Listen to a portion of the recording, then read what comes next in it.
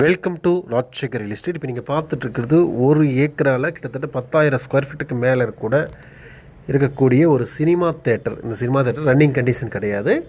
But உங்களுக்கு என்னென்னா building நல்லா ஒர்த்தில் ஒரு ப்ராப்பர்ட்டி, லேண்ட் ஏரியா ஒரு ஏக்கர் இருக்குது, பில்டிங் நல்ல பெரிய ஏரியா இருக்குது.